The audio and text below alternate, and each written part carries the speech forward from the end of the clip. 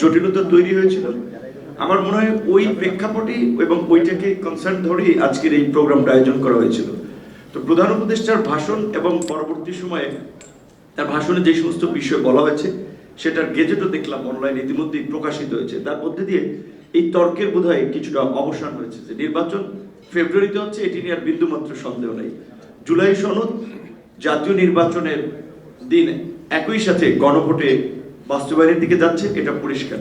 এবং আমরা যে শাসনতান্ত্রিক ব্যবস্থার পরিবর্তনের জন্য এই জুলাই গণ অভ্যুত্থানের পূর্ব থেকে আমরা বলে আসছিলাম যে একটা ভারসাম্যপূর্ণ সংসদ এবং সেখানে দ্বিকক্ষ বিশিষ্ট সংসদ এবং উচ্চ কক্ষ সেটা সংখ্যানুপাতিক পদ্ধতিতে প্রতিনিধিত্ব নিশ্চিত করা, সেটি এই ঘোষণাপত্রে রয়েছে।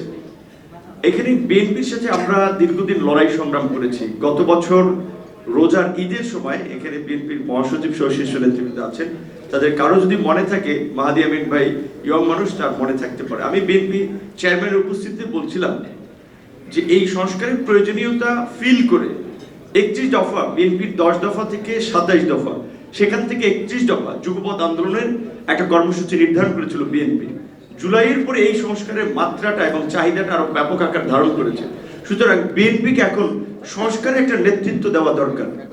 এটা পরিষ্কার যে আওয়ামী লীগ এবং বিএনপির সময়ে যেমন এনডি আওয়ামী লীগ থেকে অনেক মানুষ বিএনপি না করলেও বিএনপিকে সমর্থন করত, এই মুহূর্তে কিংবা গণঅভ্যুত্থান পরবর্তী সময়ে একটা সুসংগঠিত রাজনৈতিক দল হিসেবে, রাষ্ট্র পরিচালনার সক্ষম দল হিসেবে বিএনপির বাইরে আমাদের সামনে বিকল্প কিছু না থাকায় আমরা কিন্তু সবাই বিএনপিকে সেইভাবে সমর্থন করেছি। কিন্তু বিএনপি অনেকখানি দুর্বলতার পরিচয় দিয়েছে, অনেকখানি ব্যর্থতার পরিচয় দিয়েছে সংস্কারের প্রশ্নে নেতৃত্ব দিতে। যেমন আমি একটা কথা বলছি, আমি তরুণ, আমি ছাত্র থেকে আন্দোলন করেছিলাম কেন?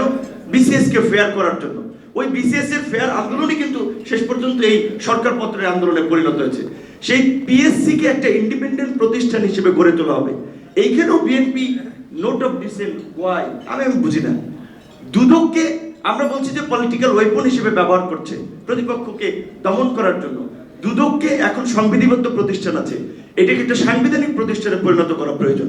এইখানে বিএনপি নোট অফ ডিসেন্ট কেন দেবে?